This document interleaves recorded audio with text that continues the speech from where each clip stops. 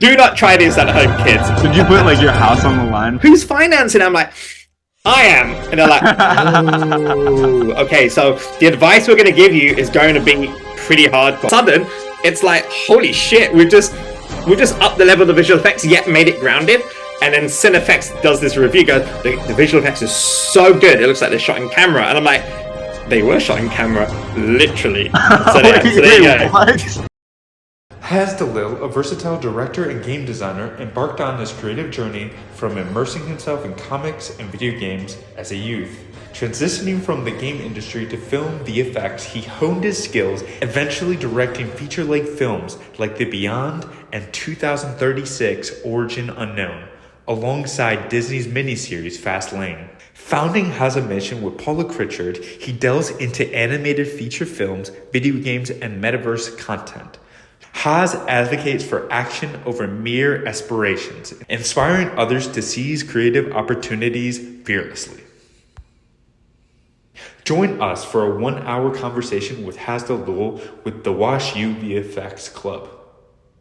But I actually started my career back in 97, 98, when I was still at university. There wasn't really game development courses back then, and there wasn't really I couldn't really go to film school because you had to like go to New York or somewhere really expensive. So I ended up doing a university degree called media and communications. Okay. It was one of those mixed media degrees where you do a bit of psychology, do a bit of C++ programming, do a bit of signal processing, and there was obviously programming and art involved as well. So I ended up making a video game demo for my final year project, and then from there I ended up getting an internship at a company called Davis Studios, making a game called Motocross Mania on the PC and PS1. And then from there I left and went to work for several games companies, including Codemasters on a game called Colin McRae Rally. Then end up doing cinematics for a Nintendo game called Battalion Wars for GameCube. This is kind of like really old school like consoles, man. Kind of shows my age there. But like, I always had this thing that I wanted to make movies. I always wanted to make movies. And at the time, I'm like, I'm making cinematics. And back then, you know, PlayStation 2, PlayStation 1, PC, the cinematic quality isn't like what you have today, right? So we were very strict with how much memory resources you can use and so on. So it kind of reminded me of low budget filmmaking back then. So I ended up leaving the game industry to go work in visual effects. And I had to start from the ground up. So bear in mind, I was at Codemasters and Nintendo and so on. Worked on Splash Damage game called Quake Wars for a little bit. So I was like a senior cinematics artist. But when I ended up going to work at MPC on a movie called 10,000 BC, the Roland Emmerich movie, I had to start from the bottom up because in games back then everyone's a generalist, whereas in movie visual effects it's compartmentalized. So they're like, "Oh, what can you do?" I'm like, "I can do everything." They're like, "Well, you kind of need to pick one." And I kind of picked, I picked compositing. And the reason I picked compositing because I love CG, but also love the idea of being the last person to touch the shot. So you can make or break a shot with a comp. You can have amazing CGI rendering, but if it isn't composited well with the illusion of a good comp, then it breaks the shot, right? Yeah. So I end up doing that and end up working on movies like Harry Potter, Hellboy 2, and then I got my big break doing previs. We're familiar with previs, right? So I was doing previs on this movie called Dark Knight. Could you explain previs a little bit for the people? Sure. So previs is pretty much a grayscale CG animated version of the storyboard. Okay. So you have your storyboard, and then with previs, you can take rough characters, rough gray blocks, and just do a version of the movie on the computer and really do different versions of the cameras, the performance, all of that you just do it on the computer. Back then, it was all done in Maya, and we would use Viewport 2.0 just to get basic shading. And a lot of it was tech viz as well, to try and figure out how to make the truck flip over, how to get the bike to zip across, all that fun stuff. But you know what? That was my film school. I learned about editing. I learned about shot composition, pacing, how to work under pressure, because with previs, you got to churn out the shots super quick. It's not like when you work on a visual effects shot, you have months to work on a shot. This has had to be done very quick. And I was using Shake compositing tool back then to comp previs onto live action plates. And I do remember on the first day I got the job at Pinewood, a company called Envis.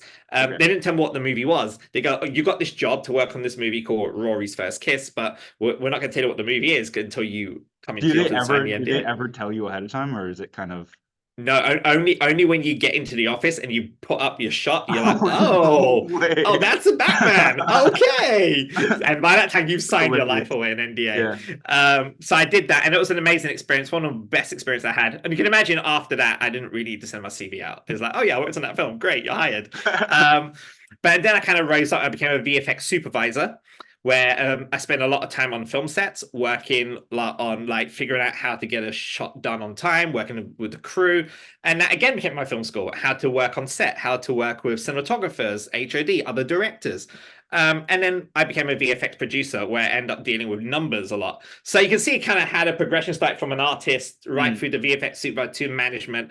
And then while I was a VFX producer, like I got time in visual effects, I ended up just spending my time making short films. And I did one called Project Kronos, which was essentially a fake documentary. I downloaded all this footage from NASA. Like, love NASA. You just download all their stuff. How did you get all that stuff? Like, just go on a NASA website, man. Just go on a NASA website, go to JPL, and dude, it's in 4K. It's beautiful stuff, so and cool. You could use it. And so I started like putting together this fake documentary, and I got some actor friends that I knew to just pretend to be scientists. I wrote this complicated script. And I just made a fake documentary about sending a human brain out into space, and then we make first contact with aliens. And that's a short film. I didn't think anything of it. I just wanted to get something out of my system. I just love, I self-financed it. I did all the editing, all the visual effects. Oh, wow. And the film ended up getting a Vimeo staff pick. And like back then, that's a big freaking deal. Yeah. And all of these websites like TechCrunch, Gizmondo, or like Geek Tyrant, Hollywood Reporter are all covering this short film. I'm getting phone calls from like agents and managers in LA. I'm like, whoa, I haven't even sent this to a festival yet. This is like, and it was just a good timing because back then, this was around 2013. You had movies like District 9 had come out, movies like Monsters come out, Chronicles. So it was a good time for visual effects artists turning directors at the time to get signed and picked up. So I got signed to an agent, to a manager. I did the whole thing. And then like 2 years later, I'm doing a deal with a studio in LA who optioned the short film. So for those who don't know what option is basically where they give you a bit of money to say, hey, we'll take the rights to your short film. We'll help develop it. And after 2 years, if it doesn't get made a movie, we'll give you the rights back. That's usually how it works. Okay. So after a year and a half, 2 years, I'm like, not really making a movie. I'm still working in visual effects. I thought I was like, I got signed, I'm big time. And it wasn't. I spent a lot of time in Los Angeles and I was still working in visual effects. So I ended up taking the rights back. And basically I had some money saved up to I actually remember this part from Bad Decisions podcast. Yeah, that was a bad decision. Did you put like your house on the line for that? I did. Do not try this at home, kids. Kind of like disclaimer. But I mean, I had some money saved up, and I was like, shit. Like, should I just fund my film myself? Because like I had all these studio executives, all these LA studios. This is the brain going into space, right? This is the film. So that was Project Kronos, but the feature film version. Right. So when the studio in LA optioned it, we were developing the script, which is an amazing experience, by the way. I got to work with some of the best writers. I had the whole Hollywood experience, which was amazing, but nothing was happening. Like it was going to be 30 million to make the movie. Like no one's going to be 30 million to make a movie, not even now. So I'm like, dude, like I can keep going around in circles, or I can just bet on myself. So I decided to take the rights back, and they're all super cool. Hey, go. Oh, so you could just do that. At once, you can if you don't renew the option. Obviously, you can't do it during the option, right? But after the option, they're like, okay, cool. Obviously, don't go and make the film that we essentially paid to write, which I would never make anyway because it's super expensive to make. So what I ended up doing was I'm saying I'm going to take the short film, which has got a great following audience online. I'm going to extend that and make it into a 90-minute movie, like a Blumhouse. If Blumhouse made science fiction films, that's what it would be like. And they're like, that's a cool idea. Like, go for it. And they gave me some good advice. And I remember phoning up all of the studio executives that I had relationships. And that's another thing that I always tell people is keep the relationships going. Like, even though I'm not making a movie with them or I'm not doing any work with them, I just had a general meeting, I still just dropped them an email. Say, hey, I'm making this movie. That great. Who's financing? I'm like, I am. And they're like, oh, okay. So the advice we're going to give you is going to be pretty hardcore. And they just told me that don't go over the top of visual effects in your first independent movie. You're not making Star Wars. And if you try to make Star Wars for low budget, it's always going to look low budget. There's a reason why Star Wars looks like Star Wars, like, or Marvel film looks like a Marvel film. They also said focus on character. If you're first-time directors, focus on character. If you do have science fiction, high concept, be very smart. Look at like District 9 Chronicle, they kept referencing, even though those had bigger budgets, they still reference those because they were very grounded. They were very grounded all about the characters, right? And Monsters, Gareth Edwards movie. So I went off, put all that stuff on my board. Like I had a checklist of stuff that must include this, must include that, and I just financed the entire film. And then around 2017, I finished the movie, and all of a sudden, my second movie got greenlit. Now, when you go on IMDb, you're going to see two movies pretty much back to back. That's not the case. So what happened was, remember that time I told you I did the short film and it went viral and I got signed to Hollywood agents? Well, when you go to LA, you do the meetings, they go, love your short film, you're freaking amazing. What else have you got? That's the question they ask you. What else have you got? I'm like, I've got this movie about this car that speaks. I've got this other movie about this cube that appears on Mars, and we try to figure out what this cube is. It could hold the answers to our very existence of humanity. They go, cool concept. Well, just don't make a movie about Mars. Every Mars movie that we've made so far sucks, like Red Planet. Or Mission to Mars and so on. Like it depends on like kind of what's trending in the time. What's trending, exactly. But check this out. In 2017, Ridley Scott makes a film called The Martian that does so well. And these guys ring me and go, hey, you know that script we passed on? The one about Mars? The one that said we do not want it? We're kind of interested now. So all of a sudden, my movie got greenlit straight away, and we end up casting the amazing Katie Sackhoff, who you've seen in Battlestar Galactica, also Bo-Katan in Mandalorian, who's amazing, and end up making that movie. And then my first movie, The Beyond, came out in 2018. And it was number 2 in the iTunes charts next to Blade Runner 2049 and Wonder Woman. This is a film that is low budget, no name cast, just a high concept film. It was trending in the iTunes charts, which is go figure. Actually, no. The reason why, because there was a shit ton of marketing done, and that's what I want to tell everyone, is that market your films. And I didn't have a big marketing budget. We call it P&A, they call it in the industry, P&A spend, which is print and advertising. I didn't have a big P&A. I mean, I self-financed this film. So like every penny went into making a movie. So how I got all the marketing was, my background is visual effects. So I read visual effects magazines, like Cinefex at the time, 3D World Magazine, Imagine Effects, all these websites like Before and Afters, FX Guide. I went out to these guys, hey guys, I used to be a visual effects artist. I made a feature film, and they loved it. I go, oh my God, another one that broke out of visual effects that went to make movies, and they supported it. They did a ton of articles. We've done a press, and it's a lot of work, by the way, to do it, but it's amazing to talk about something that you enjoy doing. Kind of like take on like whatever comes, or like, how are you really like strategic about like how you're marketing? I mean, I was strategic with the story. The story of like, because here's the thing, when you reach any journalists or any website, it's not really about, hey, you should check out my movie, because they get that all the time. They're like, well, what makes your movie so special that I should spend 90 minutes of my time to watch, right? Especially I've never heard of you. So I'm like, hey, I'm a visual effects guy that worked on these movies. I've self-financed this movie, and here's the trailer. And the story should be visual effects artist turned director taking a hardcore grassroots indie route to make something that looks high concept. And all of a sudden, we're getting all these like reviews and Cinefex. So I don't remember Cinefex, that obviously no longer goes on, but it was the industry. What was Cinefex? What was that? Cinefex. So when you Google it, you'll see it's CINEFEX. It was the industry standard magazine. It would come out every 4 months. It's one of those ones there now. If you buy a copy, it's worth quite a lot of money. And you had people like ILM in there, MPC. Every big movie we covered in that. And obviously, I grew up like reading that stuff as part of my career. So, and I remember Cinefex read an article saying, "Hey, this is another independent filmmaker that's broke out."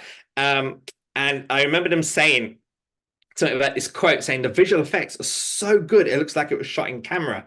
So, let me tell you a little secret about that. So, basically, when I was making the Beyond, the first film, we do screen testing, right? Yeah. And screen testing is a daunting experience. Talk to any filmmaker, whether you're a big filmmaker, small filmmaker, it's still a daunting experience because it's your baby and you're showing it to a bunch of strangers who are going to rip it apart, right? So it's very, and I still get anxious whenever I do screen tests on the movies I'm doing at the moment. So, and I remember we did screen testing and the screen test came back and a lot of them was like, oh, there's just so much gorgeous looking CGI in the film, but you cut it with documentary talking heads. So we're confused. What are we watching? A slick, high sci-fi movie or a documentary? So it was a bit like, because I came from visual effects, right? So I would spend ages doing this gorgeous rendered shot. And then I cut to documentary. So I'm like, damn, how do I? And we had a bunch of other notes which we addressed. But the big note was, how do we make this feel? How do we make the visual effects look low budget without it being crap, right? Yeah. And I'm like, well, oh, and by that time, the distributor was on board, Gravitas Ventures. A distributor is basically someone that takes your movie and puts it out to the world for you and sells it. It's very important to have a distributor in place, right? So we had a distributor in place. And the distributor's like, well, we love the movie. We're ready to go like next month. And I'm like, yeah, I want to hold back. I don't want to release the film. They're like, wait, what? What are you going to do? That's so different. I mean, you got to think sales companies don't necessarily look at it for the story. They just see the trailer. They go, gorgeous CG. We can sell the shit out of this. This is amazing. And I'm like, first time filmmaker, this means a lot to me. Like, story is king here as opposed to visual effects. So I told them what I wanted to do. They're like, okay, you want to cut the visual effects out? I'm like, kind of. I want to make this more character driven. I feel like I've gone a bit too far with the visual effects. And that's the problem when you're a VFX artist, filmmaker, you do put a lot of high end visuals and you sometimes forget that it really is about the characters. So I had that problem. Like specifically the storytelling inside the story, more character stuff. Like who is the character? Why should we follow this character for 90 minutes as opposed to like character, really gorgeous action, that kind of thing. But I had a problem because I couldn't move the release date. They're like, well, the release date is locked, dude. You have to get this released. I'm like, so I had like something like 1,200 visual effects shots that I had to make look like in camera.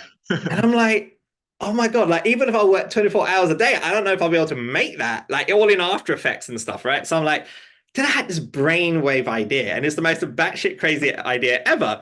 I remember like when I was sending stuff to my manager and agent in the US, I'd always just photograph my screen and say, hey, look at this. And I remember looking at those images, like, these look kind of cool. So I called my cinematographer. I said, hey, bring the 4K Blackmagic camera, bring some 50mm lens with you and a 24mm lens, and bring a lot of black sheet in. He's like, what are we doing at your house, dude? I'm like, it'll be great. It'll be fine. I'll bring some pizza. It'll be awesome. So he comes around, he blacks out my curtains, and I had my Apple Mac Retina screen, and we basically played all the visual effect shots on the screen back in the camera. And we were doing all this rack focusing. We got all this chromatic aberration, and we're looking at this 4K footage. We're like, this looks like it's shot in camera. So we intercut it with the footage of the documentary heads. All of a sudden, it's like, holy shit, we've just upped the level of the visual effects, yet made it grounded. And then CineFX does this review, goes, the visual effects is so good. It looks like they're shot in camera. And I'm like, they were shot in camera, literally. So there you go. What? Yeah. So the visual effects were like it was like analog plus. So then you didn't have to do as much. We played to all the visual effect shots that we had done, the gorgeous comped visual effect shots. We played the quick times on a monitor and filmed the playback back into the camera. Like how we do filming this call now, the same, but we shot it on a 4K camera. It was like, 10-bit log. So you had the same footage as it was when you're shooting the interviews. So all of a sudden, when you cut between it, they're like, whoa, that looks like the same cinematographer. It's not, it's all shot in camera. And there's no wiring or anything because it's the Apple Retina, so that it's pixel perfect. You don't get in this weird banding. You just adjust the shutter speed and you're done. Yeah, that's super cool. Did you like come up with that idea, or were you just like? Yeah, no, but that's my point. When you're pushed against the corner, you're like, how am I going to do this? How am I going to do this? And you're like, and especially with like crazy the time frame too, right? Like how long did you guys have to kind of? We shot everything in a day, and then we put it back in the edit in about a week, and we've done it. Holy cow. So that's my point. Like, think outside the box. And so after I did my second movie, I got signed to do a TV show for Disney Plus called Fast Layne. Yes. You can watch that show. It's on Disney Plus.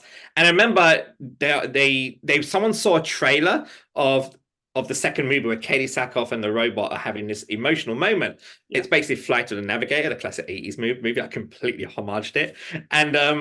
And someone at Disney go, hey, we're looking for directors for this new show. This guy seems to understand CG and characters. Bring him in. So I did it. I came in and I pitched it. And I basically got the job to direct the pilot, which I had no idea at the time how important it is to direct a pilot.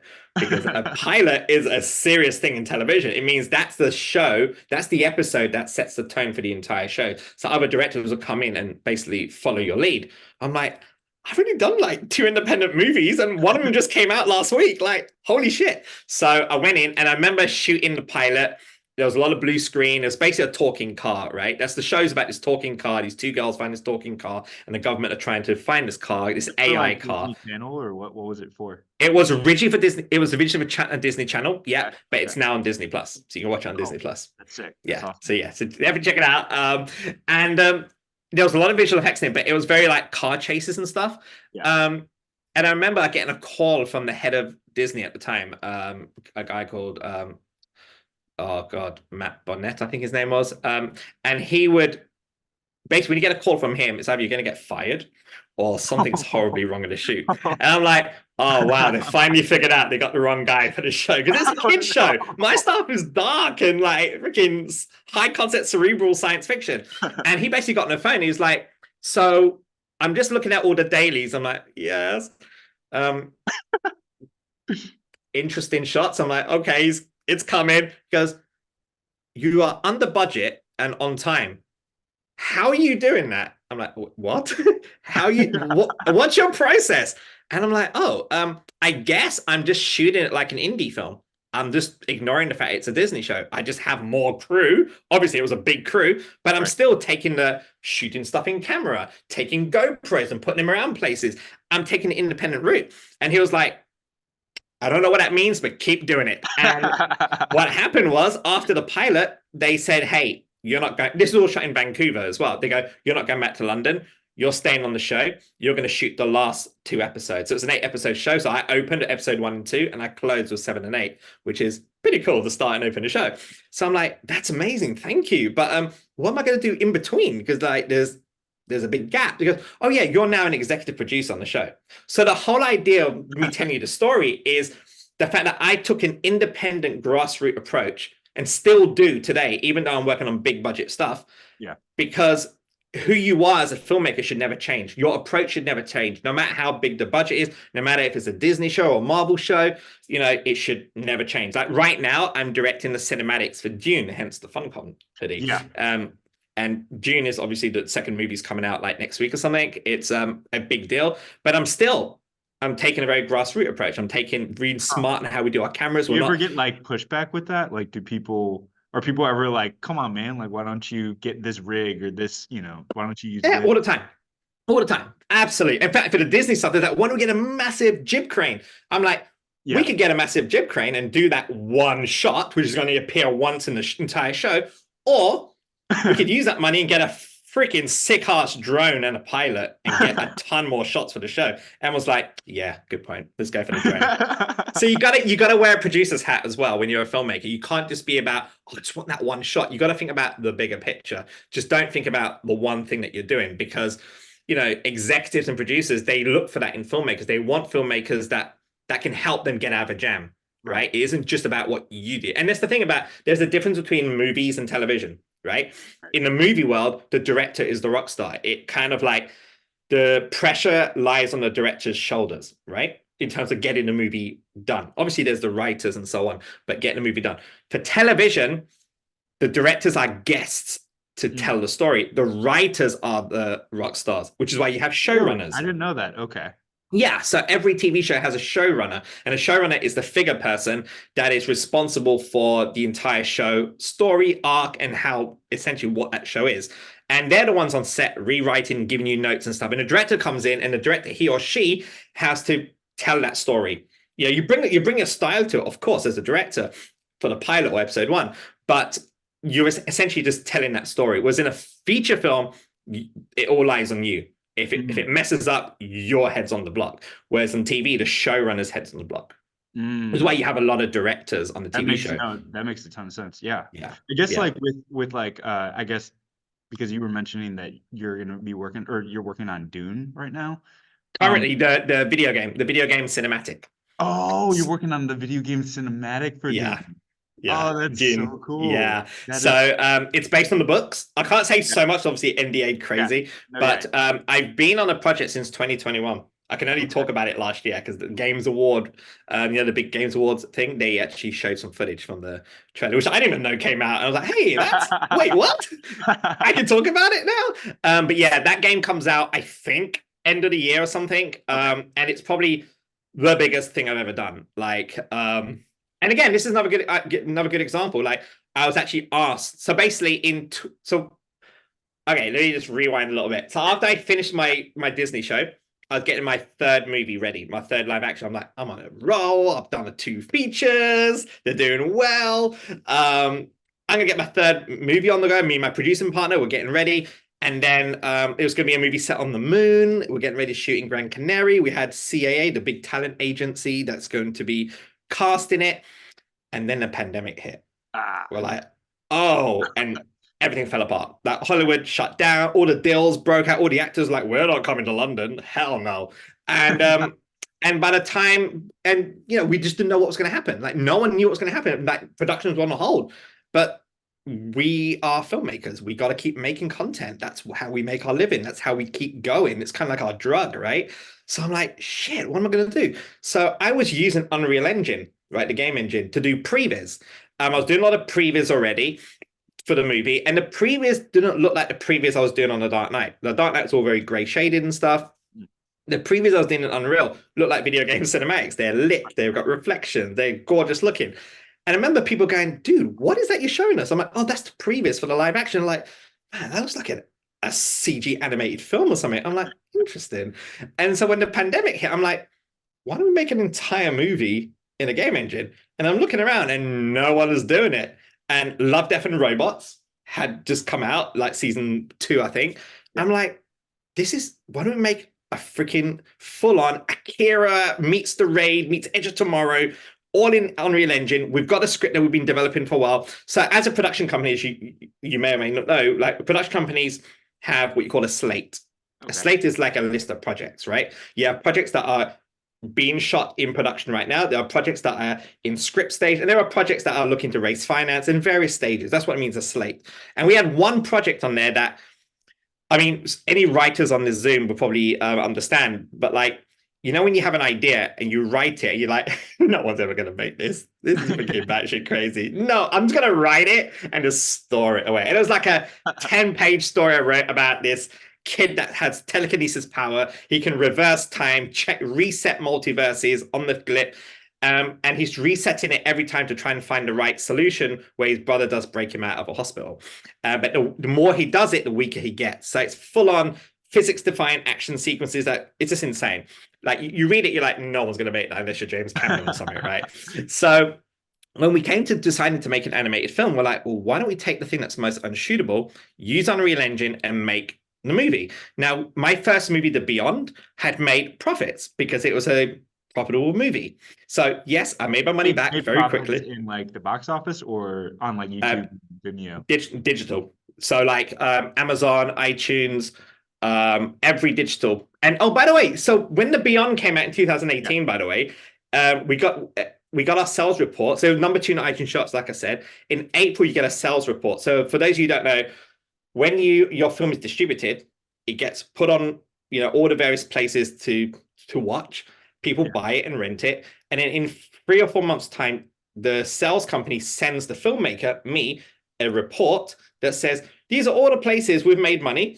Here's all the money we've made so far in 4 months. This is how the percentage we take. Thank you very much. And this is how much is left for you as profit. Usually independent filmmakers never see a penny back because the distributor is still recouping the cost for marketing, for all of that jazz. In our case, we were 400% in profit. Oh, wow. And they were like, what the hell? This very rarely happens. Like, we thought it was a typo. So we're like, great. So we're in profit. And again, we put a lot of marketing behind it. It isn't just put it online and hope for the best. There's a lot of marketing involved in pushing. But also at the same time, we had made a movie that was timely. If we made that movie today, it wouldn't have done so well. We made it back when it was released, when movies like Arrival had come out, Interstellar had come out. So there was a huge buzz for cerebral science fiction stories. So people had the appetite for it. Whereas now it's saturated, right? So do you kind of have in an inkling of yeah, that, or do you like you kind of don't. You have no idea. Oh wow. You just like it's a combination of luck, but also a combination of how you market film. Like, you know, we would say this is like a low budget version of Arrival. They go, oh, okay. Or this is a high concept movie done in a very grounded way, you know, that kind of thing. But then in September, bear in mind the film came out in January 2018. September 2018, Netflix are like, what is this movie that I'm hearing about, and why is this not on Netflix? So they then wrote out a check for us for 12 months exclusive on a non-exclusive on US, Canada, UK, Australia, and Germany. And all of a sudden, we had a Netflix deal and more money. So all that money we'd made, when the pandemic hit, we put that into our next movie. So we're making a movie in Unreal Engine. Yeah. Like at the time, people were like, are you freaking crazy? You can't make an animated film in Unreal Engine. I mean, what? So we did the 10-minute test. We had the script already. We had a writer called Stavros on board writing it. While he was writing it, we were making the 10-minute test sequence. So that just gives you an idea on how amazing real-time technology is. The fact that you can be creating stuff while the writer is writing. This is a brand new experience for the writers, a brand new experience for us. And we did a 10-minute sequence, which is the opening scene for the movie. Yeah. We showed it to a bunch of financiers, producers, and people that we'd known. Yeah. They're like, holy shit. Like, this is, I mean, it's freaking violent as hell, but this is like, you made a movie? Like, this is crazy. You should go ahead and make it. So we will, you know what? We went ahead, we made it. We didn't finish the film until last year, January, February. But and then you're probably thinking, well, hang on, you finished the film February. Why is it being released this year, April? Well, last year was a horrible time to release an independent animated film. Yes, we had some amazing animated films that come out, but they were based on existing IP by big studios. So for an independent filmmaker to release their animated film in already a tough market is animation, you've got to be crazy. You're going to lose money. So we held back. And the beautiful thing about holding back was that we're able to reassess, reevaluate, look at the market, look at what's working. And we realized that this year, April, is the perfect time to release because we're about to announce that we're making the video game version of the movie.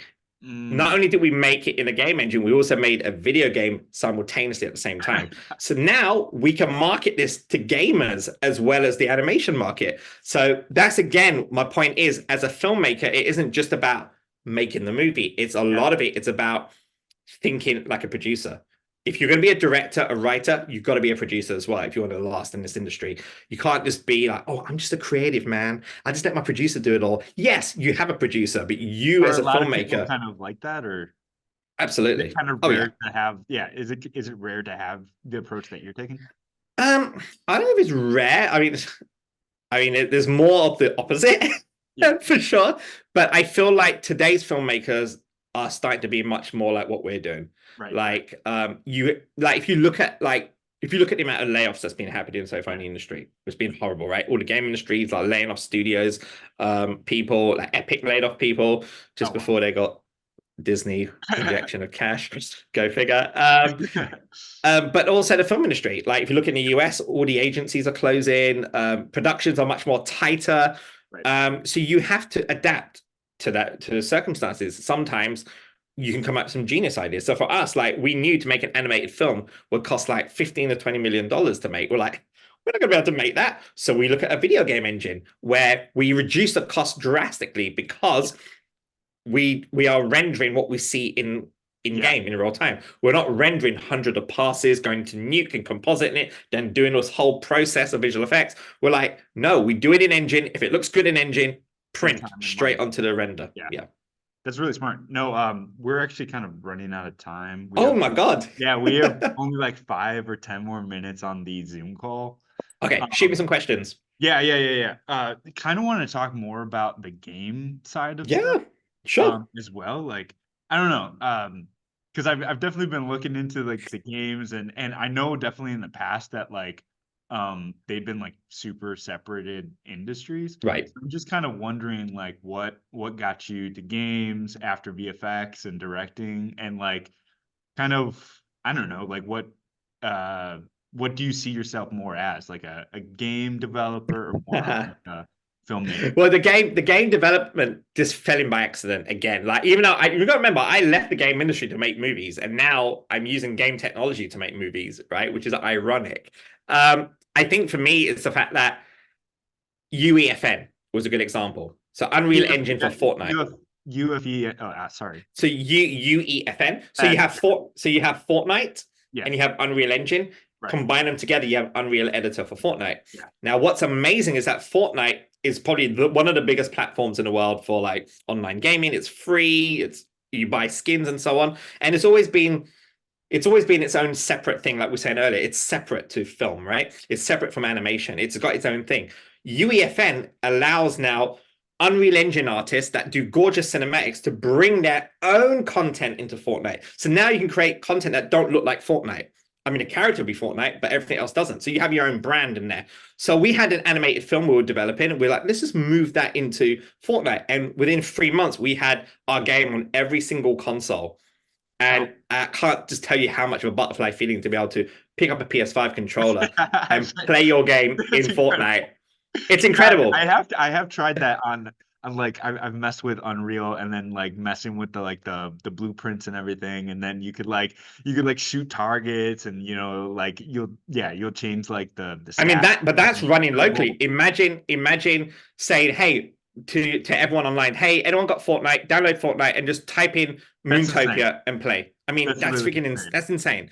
Like, to get your game into someone's hands is so much easier than it was back in the day. Back in the day, you needed a special Steam key to log in, download a demo, early access, have the right graphics card. Was now something like Fortnite. So for me, I'm seeing before the separation between games and video games and movies was separate. Like, even people in the industry want to get a job. Like I did. I left games to go into film. I had to start from the bottom up. Today, it's different.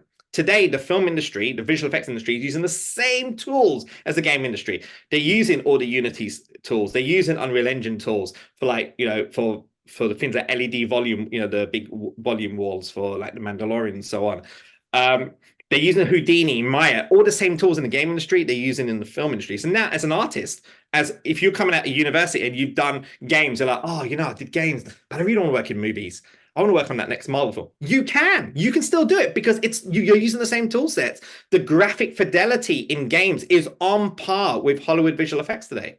We're using 8K textures in games. We're using some amazing techniques to do stuff to do with hair and metahumans. All of those amazing stuff that is usually only available in Hollywood visual effects is now running in real time on hardware on PS5, Xbox, and so on. So as a university student, learn Unreal, learn Houdini, learn Maya, create really cool content, but you're not just limited to one industry now. You pretty much the world's your oyster. You can go work in advertising, you can go work in film, TV, whatever, because they all use the same tools. Yeah. Is there any set of like other advice that you would give us if we're interested in the industry? Like, do you think where do you think people should start? Like, should they start creating 3DS or like 3D, or like? It depends. It really depends. Like, I would say, like, try not to specialize yourself too much. I know it's a weird thing to say, but like, that's actually just good. Yeah, that's super good. Yeah, be a generalist. I found if you're every generalist, there's always one thing they do really well. So we have a generalist on our team who's amazing. He does everything, but he's also really good at environments. He's like one of the best environment artists I've worked with. This is actually something I'm super interested in getting in. Right. Yeah. Because here's the thing. If you're a generalist, you are most likely going to get a job very quickly because you have all the skills required to stay at a company longer. So, for example, when I worked at MPC, the big visual effects company, they would hire a groom artist. This groom artist would come in and just do groom in Maya all day long. Grooming and stuff, which is cool. 2 weeks, great.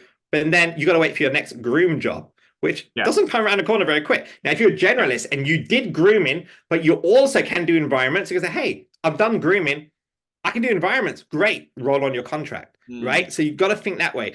Now, of course, We sorry to stop Yep, you, but we have like less than a minute. sure. Honestly, if you had like another 5-10 minutes, we could jump on another call in Sure. 30 seconds. But yeah, keep going. I'm sorry. No, no worries, no worries. I would say make sure your show reel is as clear as possible what you've done on the project. Don't just show a gorgeous cinematic shot that you've done it as a group university project and don't specify what you've done. So if you've done the animation, show them behind the scenes of the animation, show your rigging process. Try not to be so vanilla. The thing that people look for is what makes you as an artist. Usually you're not really hired because you know how to use Maya. People don't hire people because they know how to use Maya, Nuke, Houdini, C4D, Blender. They're really looking at your eye as an artist. They're also looking, if you're a developer, that what are you doing that's really cool with Blueprints and C++, that's really being smart in how you optimize your code, right? So don't worry so much that if your shot doesn't look good, it's really about the process. Whenever I'm interviewing an artist or a developer, like for a developer, I'm like, run me through this process. What is your process in prototyping, in doing a sandbox test? How do you get from sandbox to a playable? How do you get to a vertical slice if you ever get to that point? What is your problem solving? Give me some of your examples of problems that you've had and solutions that you've had. That's what people look for when they're hiring developers. They don't just look for a polished looking game. The other thing, from an artist point of view, I want to see your eye. I want to know what inspires you. Talk me through your process. Like, do you draw and sketch first? Do you do photo montages? Do you use your phone to LiDAR scan something on your phone? Talk about that process. The more you are talking about your process as an artist, the most likely you're going to get hired instantly. If you are going to go in and say, "Oh, I did this class project. We used Maya, and I did that," and it's all very safe. Yeah. It doesn't. You don't stand out. And to be the bearer of bad news, it's a very saturated market. There is so many universities now churning out amazing game developers, artists, animators. So you always have to stand out from above the rest. And the only way to do that is by making yourself as an artist unique. That's how you get hired. In any industry. That's super good. We're literally a lot of us are actually artist majors, architect majors. I'm an architect major. I'm also I'm trying to get into the like environment making industry. Like I want to make 3D environments and stuff like that. And I believe going to architecture school actually helps because one, it's different than everyone else like that gets into it. And two, like proportionally, like you could understand proportion and understanding just like scale, and there's a lot to like 100%. You had reminded me of one because we're doing a sequence on Dune at the moment, and we're like looking at how light comes through a window, and where some people cheat it. But if you come from an architect background, you're like, well, actually, if you have the window at a certain height and have an angle of the roof at a certain height, because the game engines, lighting, and cameras are all based on real world lighting and real world cameras. It's not based on like the classic Nintendo lighting. It is real world lighting, Unreal Engine, Lumen lighting. It's all based on real world lighting. Being an architect, having an understanding of how to build environments and architecture that bounces light really well to get a good spacious feel, that is gold when you're building environments. So you should talk about that architectural experience. Yeah, no, totally. I think that's super good. And I think having a background outside of, going to school to study VFX or going to school for this is honestly super beneficial. That's what I've been 100%. 100%, absolutely. I think people will think I'm crazy sometimes because no, absolutely not. I mean, no. My teacher even yesterday, she was like, we were going through a review, and she was like, "Why aren't you in like Hollywood or something? Like, what are you doing here?" But yeah, no, that's super good coming from you. But I don't know. Do you guys have any more questions or anything that you want to ask? Kind of just want to ask around as well. Sure. Anyone online? Yeah, I mean, we could also talk a little bit about I guess I don't know. What do you think would be best for us to, I don't know, like I guess some of us might be building a portfolio or starting at, or like what do you think would be If you want to get in, are you guys looking to get into the games industry? Because you said that, yeah, Specifically? you said that it's not smart to specialize right away. But you Yeah. want to become like a CG generalist first, and then once you're in the industry, kind of Find your way. Yeah. Correct. Exactly. I mean, definitely the big thing also that people look for, especially what I look for in developers or even artists in general, is can you work in a group? That's a big thing. So showing a solo project is one thing, but showing a project with that you worked in a group, way more stronger. I Yeah. see a question down there. Yeah, What's there's the a question right here, yeah, from Jessica. She said, Oops. what did she say? What work did I do on? Yeah, what work did you do with Harry Potter? Also, if someone wants to work with you, what's the best way to do that? Okay, two part question. Okay, so first part, I did the most boring stuff on the Harry Potter film. I can't remember which one it was, but it's the one I think Voldemort, and he's got like these flat nose with these kind of like holes in his nose or something. Like, well, obviously Ralph Fiennes doesn't have a Voldemort nose, so I had to go. There's tracking markers. I had to paint out the tracking markers so they can put the CG on. I did that. Wasn't very exciting at all. Oh, no. Sorry. But you gotta start off somewhere. So that's what I did. That's how I got into compositing. From you start as a roto artist, a painting artist, to clean up, and then you become a compositor. So that was my step. Is a lot of that 2D or is it also 3D?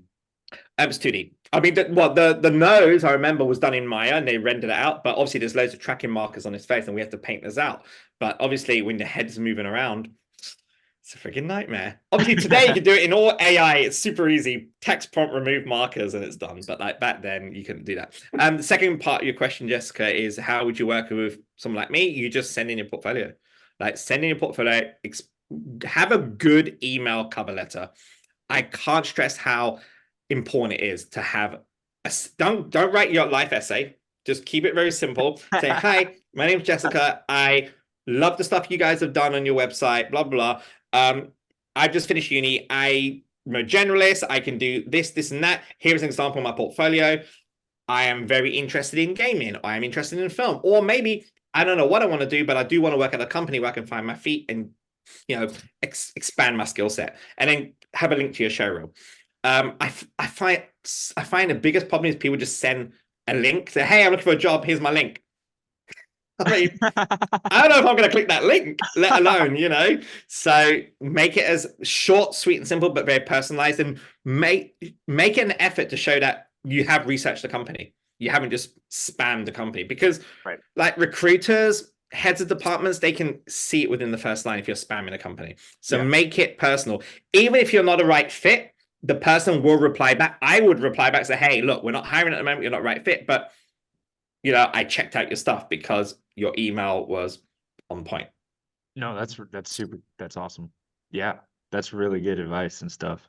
I guess, yeah, from that, like, do you think a show reel is more important than like a PDF? Or I think we're in a world where, especially if you're working in film and gaming, like motion is so much better. I mean, like if you're going in as a concept artist, then of course a PDF is better. But like even if you was a concept artist, it'd be great to see your concept art and then the final result of the team's work and how your concept art influence the color palette or influence the shape of the modeling of the character. Because at the end of the day, it's making movies and making games or immersive experiences or even architecture. It's a group effort, right? Everyone that's involved is responsible for the final output. So to show that, yes, I did the concept art, or maybe I did the texturing for this character, showing your textures and showing the final result and saying how much of your work was influenced in the final piece.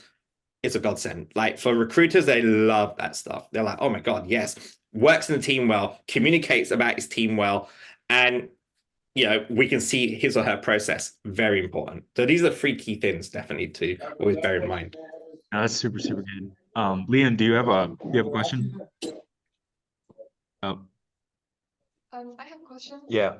Yeah. Just want to ask, like, so, and how do you imagine like the fully immersive VR movie? So I see like a VR movies, there's a combination between game and movies. She was asking about VR movies. Like, Oh, yeah. Well, VR is a tricky one. I mean, okay, there's two issues with VR. I mean, obviously you have Apple's Vision Quest, which is going to be a game changer for sure. Yeah. But there's two things. There's the developing of content for VR, and then there is the consumer area of VR. Developing for VR is extremely hard. You are very limited with how much bandwidth of visuals you can have. Testing is very expensive for VR. Like, yes, you have Oculus Quest, but to do something commercialized, you got to get it tested. It's very hard to test. But also, the market for VR is still very early. Like, it's still a very niche thing. So unless you know of a VR company that is hiring, or you know there's a VR company in the place, in the town or city that you live in, then definitely go for that. Now, if you're an environment artist, you can get a job in VR. If you're a character artist that's made good character work that's optimized, the thing about VR, it has to be very optimized. The big reason is because it needs to be 120 frames per second. It's got to be high latency. It's got to be super fast, right? You can't have any sort of like skipping. Also, it messes with your brain and that kind of thing. So you got to be able to make environments that are very optimized. So if you have a good environment that looks very high res when it's textured, but then when you turn it to gray shade or wireframe and it's like, oh my God, that was low poly, that's a great way to get into VR, because they're like, oh wow, you can do something that's very low poly but looks very high res. The other thing about VR is because it's still very early, it's very niche as well. So I wouldn't specifically say I am an artist working in VR. I would say I'm an artist that can create content for real-time immersive experiences that cover video games and VR and XR. If you have those things, then you're not pigeonholing yourself. I would never advise someone to say, hey, I'm a VR artist, because even though you can do the work on other things, you're going to be pigeonholed as a VR artist. Yeah. That's really good. Dang. Cool. Well, that's the reality. what question? So Yeah. I know you've already shared a lot of like insights, trends, and innovations, but looking forward, what are some of the trends and innovations that you are most excited about? Oh wow. It's going to be kind of controversial. I'm actually very excited about AI. Now, okay, this is very touchy, and I'm very specific. I'm very careful what I say. Now, at the moment, we have things like Midjourney, and that is basically Gen AI, as we all know. But the problem with that is it's scraping data from ArtStation, from other places. So it's very unethical. But what I'm interested in is things like machine learning, right? So do you remember I told you my job on Harry Potter was to paint out all the markers?